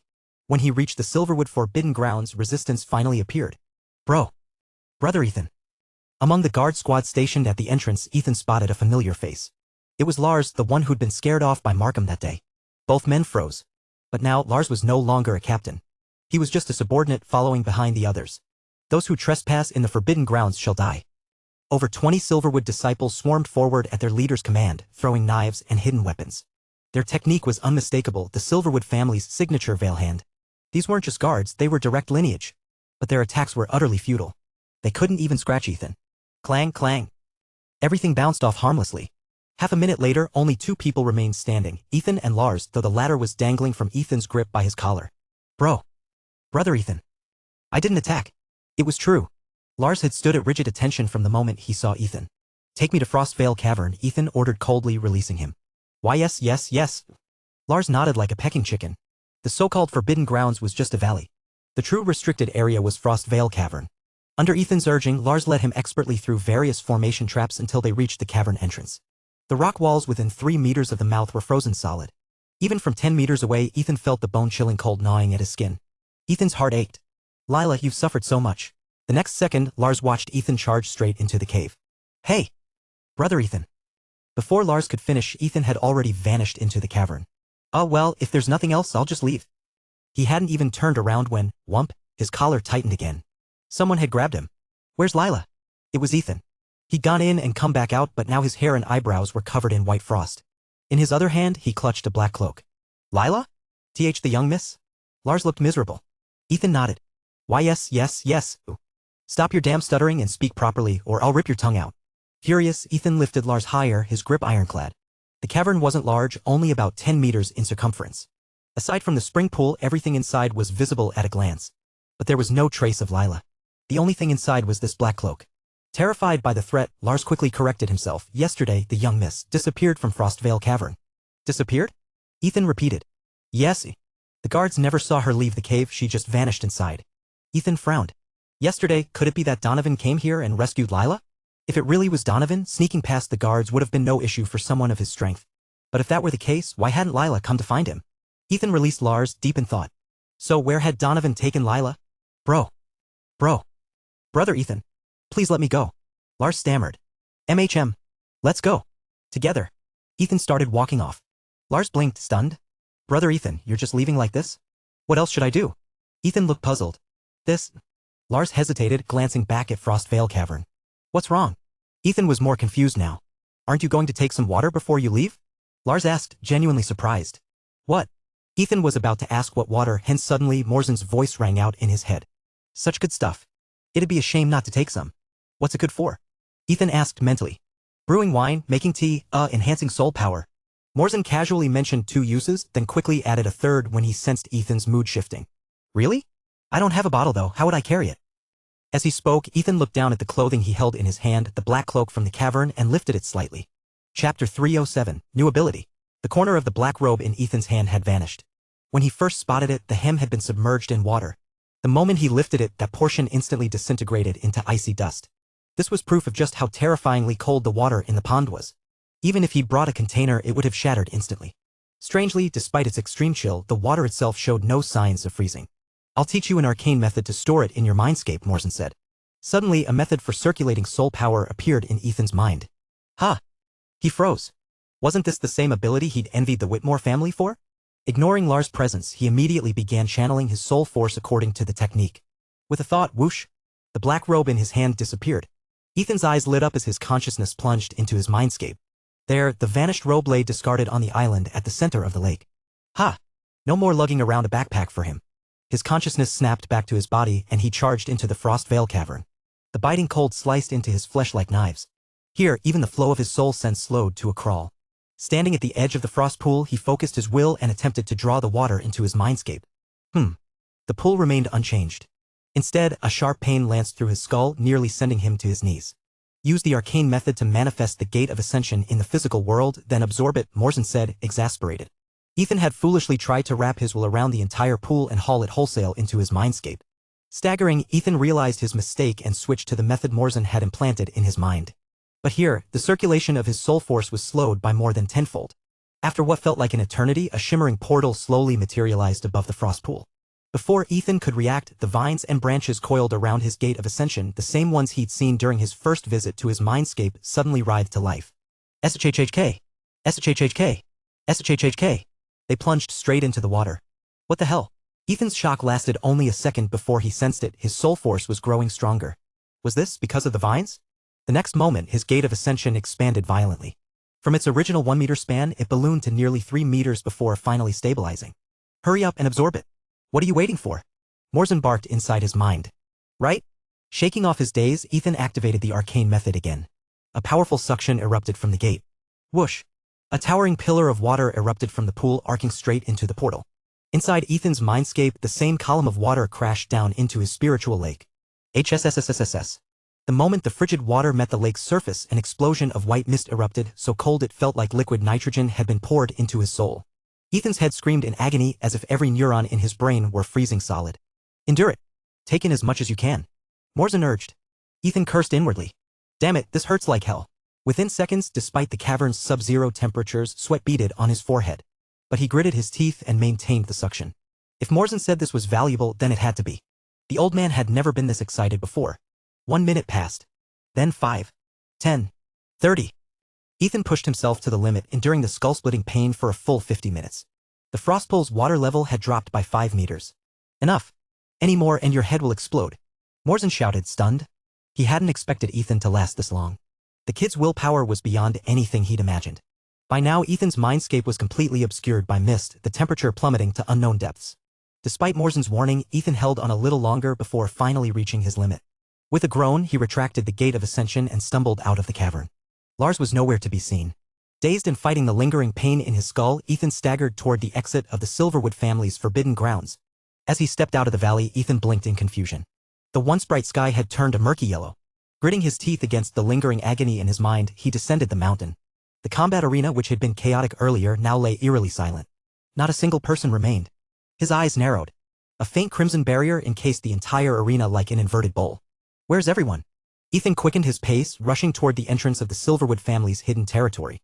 But when he reached the stone path's end, the portal he'd used to enter was gone. The passage had been sealed shut. Without hesitation, he turned and sprinted toward the Whitmore family's quarters, spreading his soul sense outward. Whoosh! His soul perception expanded, now covering a radius of 500 meters, 5 times farther than before. When his senses brushed over the Whitmore residence, relief flooded him. The familiar auras were still there, along with several new ones. He vaulted over the courtyard wall. Roar! A golden dragon materialized before him, jaws wide. Ethan instinctively raised his arms to block. Only for the dragon to vanish, replaced by Melinda Whitmore. Ethan, where have you been? Her face was etched with worry. I went deeper into Silverwood territory, he replied, omitting the forbidden zone. Did you find Lila? Melinda glanced behind him. Ethan's expression darkened. He shook his head slowly. Ethan, help me. Ethan, save my grandfather. 2 voices rang out as Evelyn and Bobby burst from the main hall. Ethan's eyes flickered with understanding. He followed them inside. The room was packed. Amber stood there, still dressed in masculine attire. Kiara, Aunt Melody, Samuel Wynne, even Iris Hargrove and her father, the head of the Hargrove family, were all gathered around a single figure. Grandmaster Quinn lay on a makeshift bed, his breath shallow and labored. He was on the verge of death. Ethan, I've barely stabilized him, Evelyn said urgently. The poison is a complex blend, I can't neutralize it all. Can you? She didn't need to finish. Ethan understood. Tree form, activate. Hum. A colossal tree materialized behind Ethan, its roots coiling like a spirit's limbs. Huh? Something felt different. The tree form had changed in a way he couldn't quite grasp. Pushing the thought aside, he extended his hand and focused. Skill, nature's cure. A sphere of emerald energy materialized in his palm, threaded with swirling silver light. Every eye in the room locked onto him. This was his 4th known transformation. Only Kiara Quinn seemed to look past the spectacle, her gaze fixed on the phantom tree behind Ethan. Her brow furrowed as if deciphering a hidden truth. Chapter 308, Healing. Ethan flipped his palm and pressed the glowing orb directly into Grandmaster Quinn's open wound. SSSSS. The moment the light touched flesh, a violent hiss erupted. Thick, oily black smoke poured from the injury, coiling like snakes in the air. A vile, rotting stench surged outward, instantly flooding the room. Fuck. Markham was the first to react, bolting out the door like a spooked horse, nearly tripping over his own feet. The others grimaced, recoiling instinctively. Matriarch Whitmore flicked her wrist with practiced grace, summoning a sharp gust of wind that wrapped around the noxious fumes and hurled them outside like a tornado in miniature. Markham, having just skidded to a stop halfway down the hallway, turned back and took a deep, relieved breath. Right as the expelled stench slammed straight into his face. Gag! The unlucky guy choked violently, eyes bulging, then rolling back as he collapsed in a twitching heap. No one paid him any attention. Every eye in the room was locked on Grandmaster Quinn. His ashen, black-tinged complexion had begun to shift, the deathly color gradually giving way to pale, fragile white. Bobby gasped, nearly sobbing with joy. Evelyn stepped forward, raising her hand and releasing a faint golden mist that drifted over the old man's body like a breath of dawn. She closed her eyes, assessing his condition. Ethan, using the skill for the first time, asked nervously, "Well?" At first, Evelyn's expression brightened, but then it darkened like a cloud passing over the sun. She met Ethan's gaze, voice steady but grim. "It's not fully purged. This toxin, it's vicious. Even a trace remnant will mutate upon contact with blood, regenerating more poison than before." Ethan's brow furrowed, his thoughts darkening. What kind of ruthless bastard would create something like this? Again he growled, raising his hand without hesitation. "Energy fusion, nature's cure." This time he pushed harder. The orb glowed brighter as he activated his energy fusion technique, drawing from deeper reserves to amplify the healing skill. Behind him, the tree phantom shuddered violently. A wave of emerald light exploded outward, then reversed in a breath, rushing back toward Ethan like a returning tide. Every plant in the courtyard reacted at once. Flowers bloomed wildly, vines crept up walls, and even the smallest blades of grass surged upward, then all of them withered in an instant, their stolen vitality spiraling into the pulsing energy wave. Ethan froze, alarmed. He'd never seen that happen before. But there was no time to dwell on it. A dense orb of condensed power now pulsed hotly in his palm. He hurled it straight into Grandmaster Quinn's wound without hesitation. He noted even in his haste that the old man already looked a bit weaker after the first detox. Energy fusion, rejuvenation. Energy fusion, healing touch. Energy fusion, life loom. Energy fusion, wild growth. 5 amplified healing techniques shot forth in rapid succession, each leaving trails of green-gold light. The final wild growth skill didn't stop at Grandmaster Quinn, it flared out, washing over Matriarch Whitmore, Aunt Melody, Samuel Wynne, and 2 others nearby. 6 people in total were enveloped in its glow. The effort nearly dropped Ethan. His vision blurred and he staggered as the phantom tree behind him flickered and dissolved, retracting painfully into his body. Shit. He hadn't realized how much more energy tree form consumed compared to bear or panther. Melinda caught him just as he swayed sideways. "I've done all I can," he rasped, collapsing into a nearby chair. Every muscle screamed. His skull throbbed with leftover agony from the frost pool effect. Only the icy clarity it left behind kept him from blacking out completely. "Thank you, Ethan." Bobby's voice was thick with gratitude, near tears. Ethan waved weakly, too drained to speak. "Ah, my leg." Samuel Wynne, who'd been leaning heavily on his grandson for support, suddenly stood straighter. He took a cautious step forward. "Still hurts, but it's working." Aunt Melody and the others inspected their own injuries, trading stunned glances. Each wound was noticeably improved. Then came the shift. The room's collective gaze turned and burned into Ethan. His skills were nothing short of miraculous. Cough. Cough. The sudden, rasping noise drew every eye. Grandmaster Quinn, who had been moments from death just minutes ago, was now stirring. The stares aimed at Ethan grew even more intense. This was the same ruthless fighter they'd seen dominate the arena. Yet here he was, pulling a man back from the brink of death with pure, unfiltered healing energy. His abilities shift with each transformation, someone realized, or written across their face. Kiara watched Ethan closely, her expression unreadable. "Grandfather." Bobby took a step forward, only to freeze as another figure suddenly lunged toward the old man, sobbing uncontrollably. It was Brian, Bobby's half-brother. Brian, who had stood silently through everything until now. Bobby's outstretched hand hung awkwardly in midair as Grandmaster Quinn chuckled and patted Brian's head. There. "I'm fine now, you silly boy." "The poison is completely gone," Evelyn announced, rising slowly to her feet. Her brow was furrowed in wonder. "But what's incredible is all his old internal injuries have healed too." She looked at Ethan like he'd just rewritten the laws of nature. The room's atmosphere shifted again. The awe turned to hunger. The stares grew, predatory. Like wolves sizing up a wounded stag. Ethan suppressed a shiver. "However." Evelyn's voice turned uncertain. She frowned slightly. "Grandmaster Quinn's energy core is completely empty. I'm afraid he'll." The mood in the room plummeted like a dropped stone. "Look at your faces." Grandmaster Quinn barked suddenly, his voice unexpectedly strong. "What, did you expect this young man to regrow my shattered core too?" Gone was the calm, cerebral chess master. In his place stood a former street brawler, full of rough energy and raw fire. Though his power was gone, his spirit burned brighter than ever. Ethan blinked, realization dawning. The old man had been conscious the whole time. "Grandmaster Quinn." Aunt Melody began, her voice trembling with emotion. "Enough of that." He grunted, waving her off. "I'm done with the Quinn family's damned politics. How about I retire to your bamboo grove, eh? Aunt Melody's eyes welled with tears. Of course. Earlier, Grandmaster Quinn had saved her life by detonating his own energy core to repel Seamus Zane's fatal strike. Without that sacrifice, she would have been crushed in an instant. Yay! Now Grandmaster is fine, we'll have 3 people at home. Kiara clapped her hands, oblivious to the heavy mood hanging in the air. Kiara, Aunt Melody said gently, stroking the girl's hair. Call him grandfather, not Grandmaster Quinn. Kiara blinked. Her large eyes lit up. Okay. Hello, grandfather. She chirped brightly. The old man's face softened. Good girl. Just as the room began to settle, Aunt Melody took a deep breath. Her next words dropped like a boulder into still water. He is your real grandfather. Silence. Then, what? Grandmaster Quinn shot upright so fast he accidentally smacked Brian in the face with a banana peel. Matriarch Whitmore, who'd been about to speak, snapped her mouth shut with an audible click. Even Ethan, slumped in his chair like a dead fish, stiffened visibly. Well, that escalated quickly. Chapter 309, The Unraveling. Just as everyone was preparing to watch the next scene unfold, Grandmaster Quinn erupted in a fit of rage, leaping to his feet and roaring, "That beast!" As he spoke, he shot a glance at Bobby. Bobby offered a wry smile, knowing full well that the insult was directed at his father. His father, after marrying his legitimate wife, Bobby's stepmother, had then gotten his childhood bedwarming maid, Bobby's real mother, pregnant. And after that, Bobby had 6 more sisters and 4 more brothers. Each child born to a different mother. Now he had yet another sister. Grandmaster Quinn. Melody called out, giving a stunned Kiara a deep look. I'm talking about her biological grandfather. She then lifted her head, her gaze fixed intently on Grandmaster Quinn. Biological. The gesticulating Grandmaster Quinn suddenly froze. Grandmaster Quinn, do you know? Melody Quinn, I know. Grandmaster Quinn, then back then. Melody Quinn's face flushed.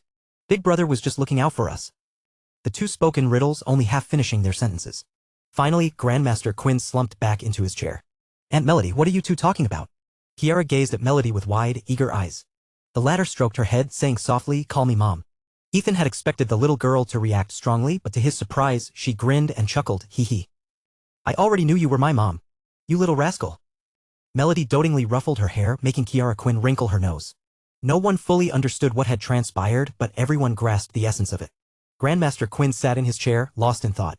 Seeing that there was no further explanation, the interlude passed. As for the child's true father, that was a matter for them to figure out at home. Everyone, however, already had their suspicions. Even Markham, who had just walked in, leaned close to Ethan and whispered in his ear, This old man, he doesn't have a secret love child, does he? No, wait, what did he mean by biological? Strange. Bobby, your dad isn't your grandma. Markham let the words flow out like a tap. Ethan grabbed a banana. Without even peeling it, he shoved it directly into Markham's mouth, stem and all. Markham's eyes rolled back, and he gagged, ugh. All right, now let's think about how we're going to get out of here. Matriarch Whitmore steered the conversation back to the main topic. And before we leave, how are we going to deal with that ghost king that's attacking us? It was Gregory Hargrove who spoke. When he did, Ethan finally noticed him. In the short time since he'd last seen him, the man had now become crippled. His left arm was severed at the shoulder. What's going on? Ghost king. Wasn't it a corpse king? Ethan suddenly interjected, turning to look at Ryan. His words drew everyone's attention to him and Ryan. You know its origin? Hearing the question and seeing Ethan's inquiring gaze, Ryan shrugged. I haven't had a chance to tell you yet. Everyone turned their attention to Ryan. Under the scrutiny of all the powerful figures, he felt the pressure intensify. Slowly, he recounted what had happened outside the hidden territory down in the mountains. You mean, after I took the child away, that thing emerged from the tomb that those relic hunters blew open? Mr. Kane asked, staring at Ryan in shock. Ryan nodded, continuing, When we arrived here, for a moment I sensed its aura. But then it disappeared. I couldn't be sure if it was a corpse or a ghost. When he appeared just now, I noticed its aura was very fragmented. It had the aura of a corpse, the aura of a ghost, and even the aura of a demon and a monster. Ryan paused here. He's right. Amber Zane suddenly interjected. Ethan was a bit confused. Having gone to the forbidden area, he seemed to have missed something. Seeing everyone silent, their faces filled with worry, Ethan glanced at Markham, who was sitting next to him. That guy was still dry heaving, clearly a lingering effect from being force-fed the banana. Ethan tilted his head and leaned closer. Markham quickly recoiled. His eyes fixed intently on the banana in Ethan's hand. Ethan awkwardly lowered his weapon. Markham, what exactly happened? He whispered. Where did everyone else go? Ethan realized that within the range of his senses there was no one else. It was as if the entire hidden territory was silent, plunged into a deathly stillness. Markham's spirits lifted when Ethan asked him. He rolled up his sleeve, his face excited, and was about to speak. However, he looked up and met Melinda's gaze. He immediately deflated, quickly composed himself, and leaned in to whisper the story to Ethan. Moments later, Ethan finally understood what he had missed. It turned out that shortly after Ethan left, Gregory Hargrove returned with his daughter, though he had lost an arm. His mount, the salamander, was even more tragically injured with half its head missing. This creature, whatever it was, hadn't died. It carried Gregory Hargrove and Iris directly into the midst of the crowd. Gregory Hargrove, witnessing the powerful families fighting amongst themselves, clearly didn't know what was happening. Lachlan Silverwood, that old snake, was the strangest, actually managing to fight Matriarch Whitmore to a standstill. However, everyone stopped fighting when they saw Gregory Hargrove's tragic state. Unexpectedly, Gregory Hargrove only paused for a moment. Then, the half-crippled salamander carried him and bolted again. "Stop fighting, run!" Gregory Hargrove's desperate roar followed. Everyone was bewildered. At the same time, a fierce roar echoed from the high platform of the arena, Seamus saying, "How dare you!" Everyone shifted their gaze, just in time to see Grandmaster Quinn spit out a milky white pearl. It collided directly with Seamus Sane's massive palm print. Boom! With a loud bang, Grandmaster Quinn spewed blood, caught by Samuel Wynne. The recoil also sent Samuel Wynne spitting a mouthful of blood. Melody was blasted off the high platform by the impact. At the same time, with a hum, a blood-red light barrier rose from the ground. Everyone suddenly felt their blood stir within their bodies. "Seamus, what are you doing?" Lachlan Silverwood, standing atop the giant statue in the arena, had a distorted expression. At this moment, Seamus Sane held a formation plate in his hand. He was already floating outside the light barrier. Doing what?" Seamus Sane let out a strange laugh. "If it weren't for the energy core being in your Silverwood family's territory, do you think I would, ugh?" He had just gotten to this point. Seamus Sane's chest burst open and his heart, still beating, shot out from his chest. "Damn it, your laugh is even uglier than mine." A faint black shadow appeared behind Seamus Sane. The black shadow's hand pierced through his chest, clutching a still beating heart. Chapter 310, Descent into the Unknown. It's often said that one shouldn't be too arrogant. Seamus Sane, who had schemed and plotted for over a decade, outmaneuvering even the seasoned manipulator Lachlan Silverwood, was just about to gloat. But before he could finish his sentence, his heart was ripped out simply because his laughter was too grating. "That's him," someone muttered, while the rest stood frozen in shock. Gregory Hargrove had returned. No one even noticed when. Atop the back of the monstrous creature he had summoned lay a fainted Melody and Grandmaster Quinn. Its claw clutched Samuel Wynn's leg. Gregory skillfully steered the flying salamander, landing it beside Melinda and the others. It turned out he hadn't escaped the combat arena before the barrier came down. Upon his return, he'd managed to catch the three who had been blasted off the high platform. Matriarch Whitmore no longer contended with Lachlan Silverwood. She descended from the top of the statue. Melinda, meanwhile, was struggling to maintain the shield conjured by her dragon soul, holding back the relentless erosion of the blood-red formation. With the matriarch's return, she finally felt a measure of relief. Whitmore's golden dragon coiled around the outer perimeter of Melinda's shield, forming a new, protective layer. "What exactly is going on?" the matriarch asked, eyes wary as she stared at the black shadow looming in the sky. She was, of course, directing the question to Gregory Hargrove. "Iris and I, after leaving here, were heading for the exit of the hidden territory. But when we reached it, we found it had been sealed by the Silverwood family. Just as I was about to turn back, I ran into it." There was no need to say more. His missing arm and the summoned beast spoke volumes. At this point, Ethan suddenly asked, "How did you escape?" Markham glanced at Maria, then nudged her lightly with his chin. "My sister actually has twin dragon souls. It's always been a secret. Her silver dragon can pierce all illusions and teleport short distances." Ethan was stunned and turned to look at the quiet, gentle Maria.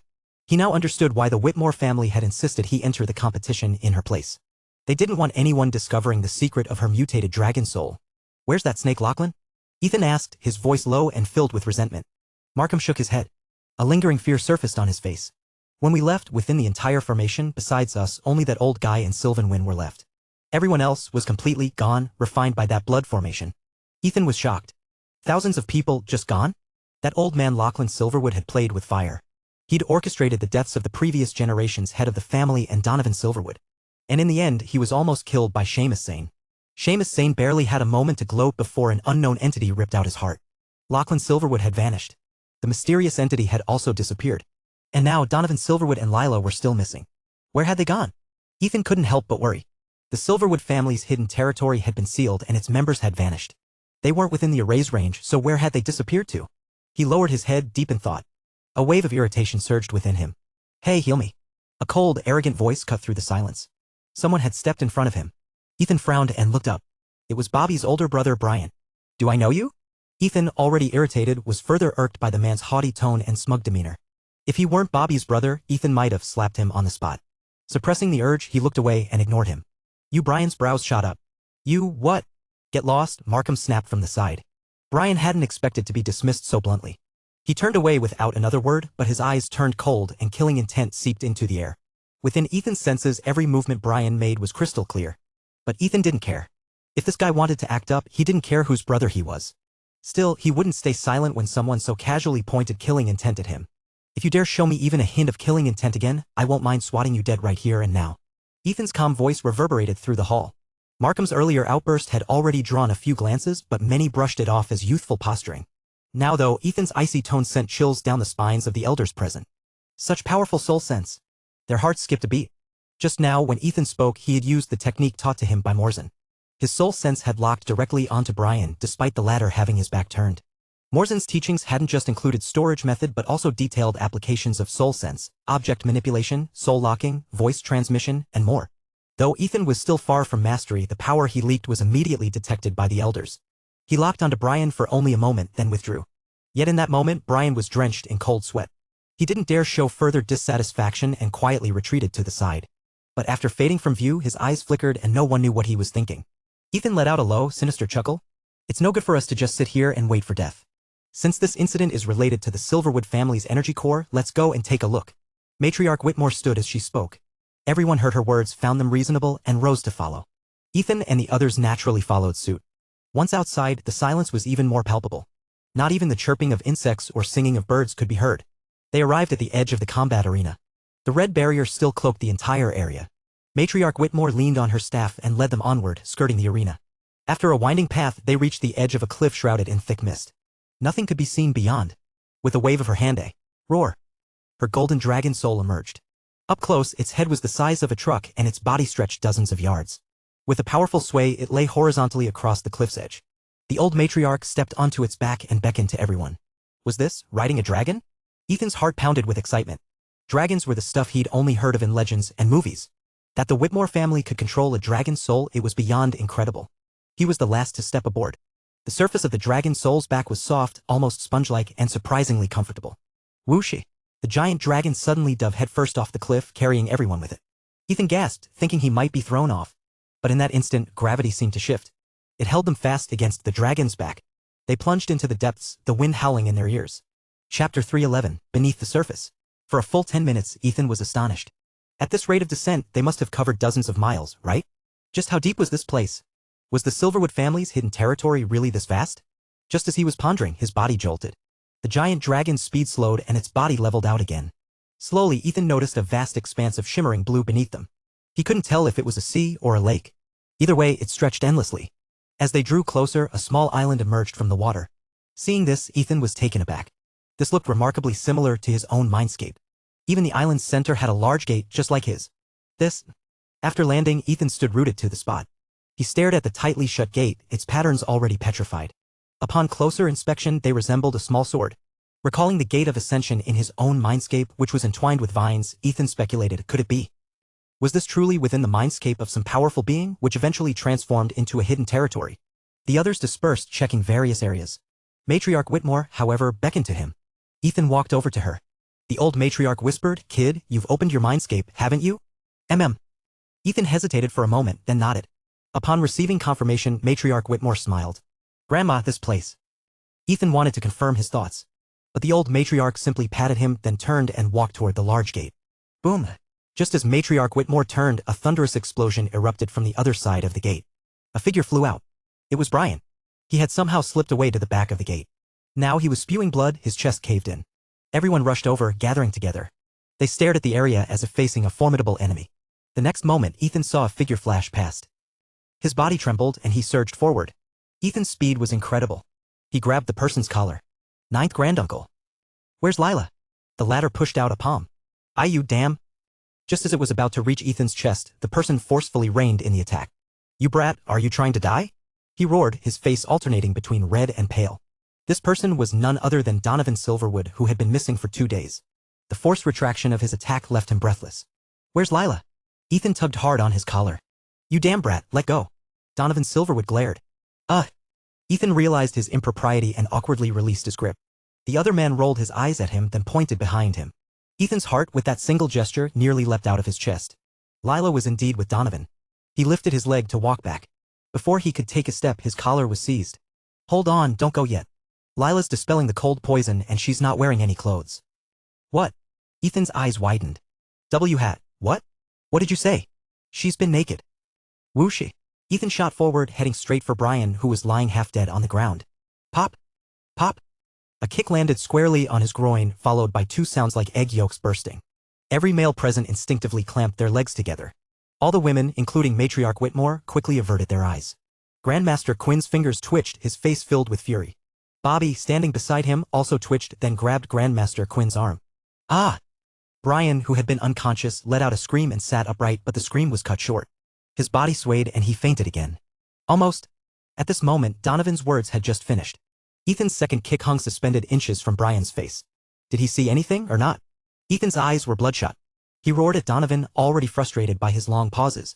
Probably, didn't see clearly. The old man looked sheepish. Ethan no longer listened to his nonsense and flashed past the gate. Not far behind the gate was a dense cluster of flowers. Ethan saw the person he had longed for day and night. At this moment, only Lila's nose and above were visible above the sea of flowers. Waves of white mist rose from below. Seeing this, Ethan thought, "You old bastard, LB, you tricked me. Who could see anything clearly like this?" With a trembling heart, he slowly walked toward the sea pool of flowers. On the other side of the gate, Grandmaster Quinn looked at Brian, who was lying on the ground. Then he looked up toward the gate, his face filled with anger. Although Ethan had saved his life, that kick had also potentially ruined Brian's future. How was he supposed to settle this score? For a moment, Grandmaster Quinn couldn't figure it out. Evelyn knelt beside the half-dead Brian, her face flushed as she worked. Regardless, the person still needed to be saved. However, the location of his injury made it difficult for Evelyn to operate. She remotely controlled her energy to hastily stop the bleeding, then went to check his chest injury. Bobby stood beside Grandmaster Quinn, hesitant to speak. Finally, he made up his mind and pulled him aside. "What are you doing?" The old man was still fuming. "Grandpa, I think we should just let this go," Bobby said cautiously. "Let it go? That's your older brother, although, sigh." In truth, the old man knew what was what. But his grandson had been crippled and he couldn't get over it. Anyway. Big brother already has descendants. So, crippling him is fine. It saves him from harming others and disgracing the Quinn family. Bobby spoke more and more smoothly as if he had made up his mind. "What do you mean? Your older brother isn't even married yet. Where would he get descendants?" Grandmaster Quinn, as if guessing something, put away his anger. As the saying goes, if the upper beam is not straight, the lower beam will be crooked. The old man knew very well what kind of person Brian's father was. When asked this, Bobby didn't know how to continue. "Speak quickly, you brat. You clearly have extraordinary talent, but it's this hesitant nature that prevents you from making progress in the path of chess." The old man glared. "Actually, my 11th brother and 12th sister should be my nephew and niece." Bobby, gritting his teeth, whispered the secret he knew. "What did you say?" Grandmaster Quinn roared, startling Bobby. Grandmaster Quinn's eyes nearly popped out. His father only went around messing with other people's daughters. Then, this brat Brian, did he do the unthinkable? If this was what he was thinking, then it meant he was messing with his own family. He even had offspring and made his own father raise them. A murderous intent flashed through Grandmaster Quinn's mind. This little bastard. Everyone gathered around Donovan Silverwood and Matriarch Whitmore in the distance couldn't help but look over. Even Ethan, behind the gate, heard the shout. He looked back, then recoiled, thinking, "This old man, he's not going to come after me, is he?" Lila was dispelling the cold energy and he didn't know when she would be finished. Should I go back and apologize to him? Just as Ethan was thinking. "Ethan," an angelic voice sounded. Ethan instantly turned around. He was met with a face as beautiful as a celestial being in a painting, now close to his own. Two slender arms, while Ethan was still in a daze, wrapped around his neck. Next, a touch of coolness met his lips. Whoosh! An indescribable flame shot from Ethan's toes to the top of his head. He wrapped his arms around her, pulling the beloved girl he had been separated from for so long into his embrace. Chapter 312, Reunion. The delicate figure in Ethan's arms, once cold, now burned with warmth. His fingers brushed against the damp fabric, eliciting a soft gasp from Lila, who nearly slipped from his grasp. The next second, Ethan's soul sense stirred and a dark cloak materialized in his hand. He draped it over her delicate skin, covering what had been exposed to the cool air. As Lila looked up in surprise, Ethan turned. Just in time, he saw Amber, Zane, and Kiara. They had rounded the entrance, peeking around the corner. Seeing them, Lila quickly released her arms from around Ethan's neck. She pulled the dark cloak tighter, her bare body now completely enveloped. Her small face was flushed, her eyes still hazy with emotion. "Ethan, have you ever been to Frostvale Cavern?" She realized it was the very cloak she dropped inside the cavern when her 9th granduncle had taken her away. You've suffered," Ethan said, his voice soft with tenderness as he gently caressed her cheek. "Amber, do you have any clothes?" By then, Amber, Zane, and Kiara were very close. "Yes." Lila reached out, indicating she wanted them. "In the room." Ethan heard this and thought, then why the hell did you even say yes? He'd never quite liked this woman who dressed as a man and had once harbored ill intent towards Evelyn. But Kiara had told him that Amber Zane was Lila's best friend. So Ethan naturally had to show her some respect. You two chat. I know who has clothes.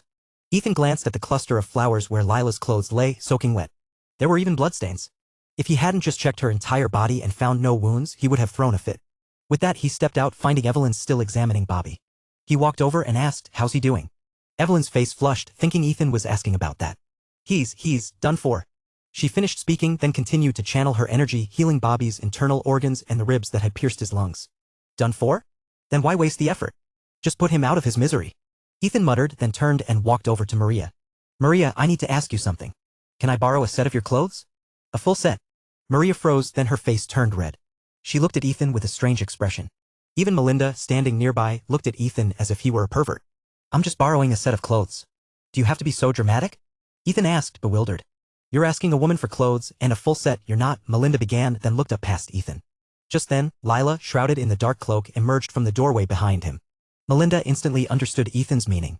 She scrutinized Lila for a moment, a hint of surprise in her eyes. It was her first time seeing Lila, and the only thought that came to her mind at first glance was how beautiful she was. Maria, send a set of clothes over there, she said, nodding towards Lila. Maria turned, a dawning realization on her face, and rolled her eyes at Ethan's request. Oh, I'll go. It seems yours won't fit her. Maria was about to walk over when her aunt pulled her back. She looked down at herself, her brow furrowing. Mine aren't small either, are they? Melinda saw her expression. Silly girl, I wasn't talking about that. Ethan also looked Maria up and down. He nodded, thinking, yeah, it probably won't work. This girl is 5'5"?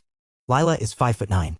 He turned, about to follow Melinda, and as he looked up, he saw Amber pointing at Evelyn and whispering something in Lila's ear. Ethan's face darkened. Damn it, she's talking trash about me already? Ethan. Matriarch Whitmore's slow voice drifted over. Ha!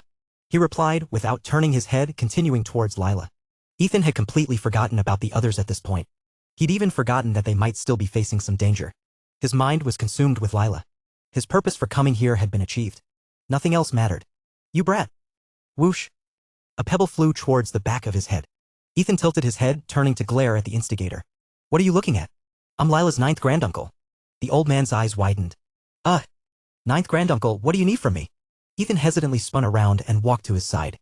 When Lila and I were hiding here, we saw Lachlan and Sylvan when being chased by a monster, and they went inside. You might need to go in and check it out. Donovan Silverwood looked at him with burning eyes. Ethan paused, asking confused, why me? Not to mention Lachlan Silverwood and Sylvan Wynn, but that King Tier thing, whether it was a corpse or something else, could probably crush him easily. Going in there would be suicide. Because your innate soul sense is strong enough, while ours was trained. Gregory Hargrove opened his mouth and directly stated the reason. Who said my innate soul sense is strong? I also trained mine. Ethan glared, insisting stubbornly while giving Donovan a fierce look. You brat, why are you giving me that look? Do you think all these people here are fools? Your identity as an innate soul wielder has already been exposed. If you keep showing me that awful look, I'll tell Lila to stay away from you. Hearing this, Ethan's heart trembled. He was exposed? But he didn't like the last part of that statement. He had originally wanted to be respectful, but this old man kept pushing his buttons. You don't threaten me either. Do you want me to tell her the fact that it was your fault she got kidnapped at that time? Ethan shot back relentless. This hit Donovan directly in his weak spot. Ethan, you shouldn't be in any danger going in there, Matriarch Whitmore said slowly, seeing the two men staring at each other, and quickly steered the conversation back to the main topic. Seeing Ethan turn to look at her, the old woman continued. We can enter there, but if we do, we'll become like ordinary people. Lachlan Silverwood and Sylvan Wynn are the same. Only innate soul wielders, upon entering, will not have their strength too severely weakened. Ethan suddenly interrupted her, asking, then why did those two old guys run in there? Isn't that just asking for death? Matriarch Whitmore shook her head. Otherwise, we just discussed and speculated that they deliberately lured that monster inside. They will be weakened to ordinary people if they go in, and that monster will also be weakened unless it was a soul wielder when it was alive. However, looking at its nature and characteristics, the chance of it being a soul wielder is small. So, Lachlan and Sylvan are probably gambling. Besides, Matriarch Whitmore had just gotten to this point. Ethan was still confused, wanting to ask more questions. Then Ryan's loud shout echoed. If you want access to fast updates or the full novel in high-quality audio, contact me now and buy. I offer over 300 complete audiobooks from Pocket FM, Webnovel, Audible, and more. No locked episodes, no subscriptions. Just one-time payment via PayPal or Ko-fi. Message me directly on Telegram or WhatsApp, or check out the full list of available novels on Discord. Start listening to your next favorite audiobook today.